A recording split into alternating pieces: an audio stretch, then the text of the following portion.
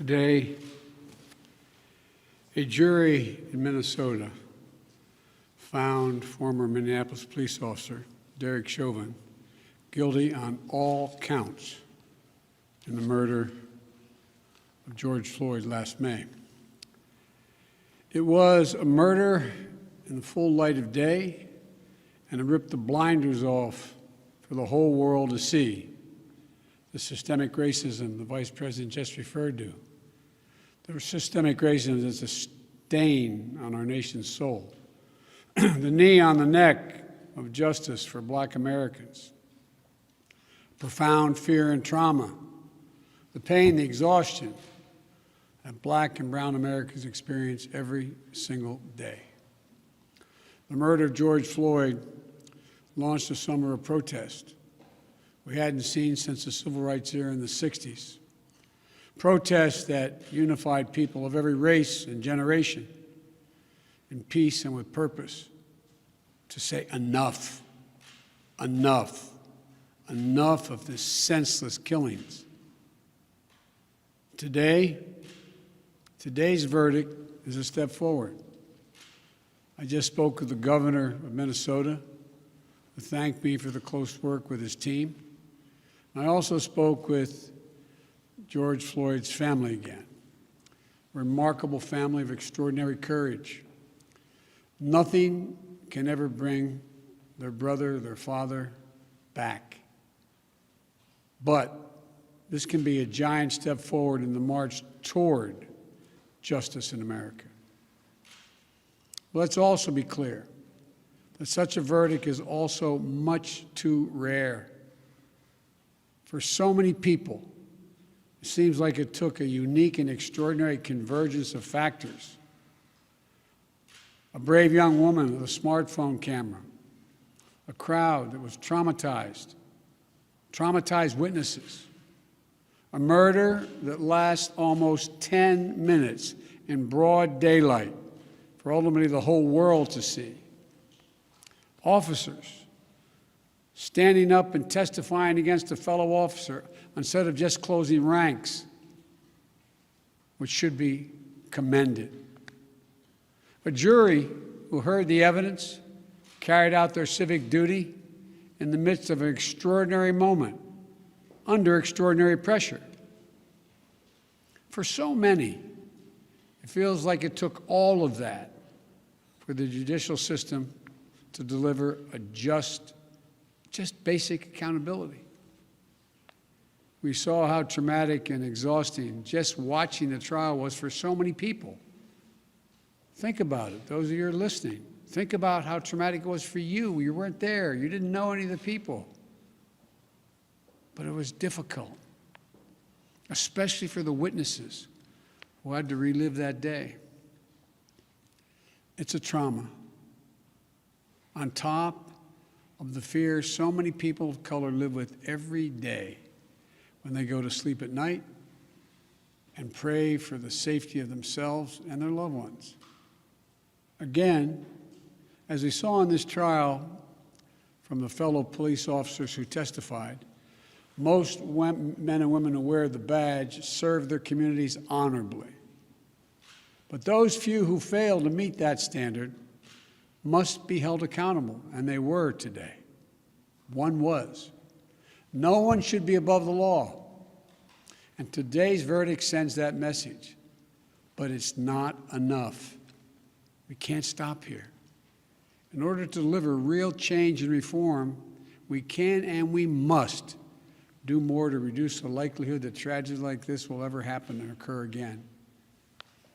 To ensure that Black and brown people, or anyone, so they don't fear the interactions with law enforcement, that they don't have to wake up knowing that they can lose their very life in the course of just living their life. They don't have to worry about whether their sons or daughters will come home after a grocery store run, or just walking down the street, or driving their car, or playing in the park, or just sleeping at home. And this takes acknowledging and confronting head-on systemic racism and the racial disparities that exist in policing and in our criminal justice system more broadly. You know, state and local government and law enforcement needs to step up, but so does the federal government. That's why I've appointed the leadership of the Justice Department that I have, that is fully committed to restoring trust between law enforcement and the community they are sworn to serve and protect. I have complete confidence in the Attorney General, General Garland's leadership and commitment. I've also nominated two key Justice Department nominees, Vanita Gupta and Kristen Clark, who are eminently qualified, highly respected lawyers who have spent their entire careers fighting to advance racial equity and justice. Vanita and Kristen have the experience and the skill necessary to advance our administration's priorities to root out unconstitutional policing and reform our criminal justice system, and they deserve to be confirmed. We also need Congress to act. George Floyd was murdered almost a year ago. There's meaningful police reform legislation in his name.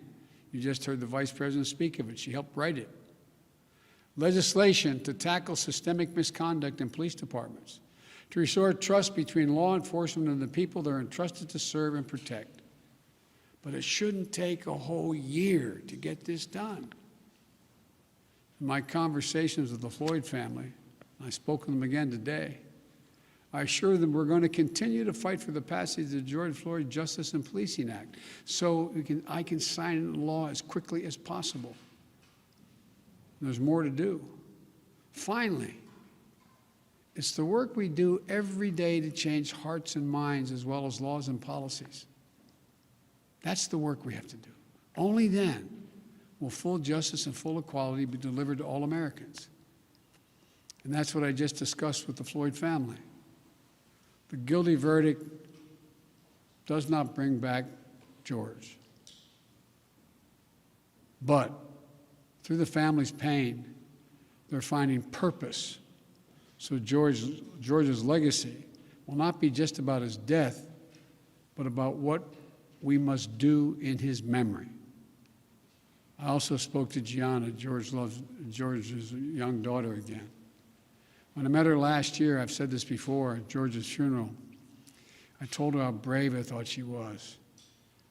And I sort of knelt down to hold her hand. I said, Daddy's looking down on you. He's so proud. She said to me then, I'll never forget it, Daddy changed the world. Well, I told her this afternoon, Daddy did change the world. Let that be his legacy, a legacy of peace, not violence, of justice. Peaceful expression of that legacy are inevitable and appropriate, but violent protest is not. And there are those who will seek to exploit the raw emotions of the moment, agitators and extremists who have no interest in social justice, who seek to carry out violence, destroy property, fan the flames of hate and division, who will do everything in their power to stop this country's march toward racial justice. We can't let them succeed. This is a time for this country to come together, to unite as Americans. There can never be any safe harbor for hate in America. I've said it many times. The battle for soul of this nation has been a constant push and pull for more than 240 years. A tug of war between the American ideal that we're all created equal and the harsh reality that racism has long torn us apart. At our best, the American ideal wins out. So we can't leave this moment or look away thinking our work is done. We have to look at it, we have to look as we did for those 9 minutes and 29 seconds. We have to listen. I can't breathe. I can't breathe. Those are George Floyd's last words. We can't let those words die with him. We have to keep hearing those words. We must not turn away. We can't turn away. We have a chance to begin to change the trajectory in this country. my hope and prayer that we live up to the legacy. May God bless you, but may God bless George Floyd and his family.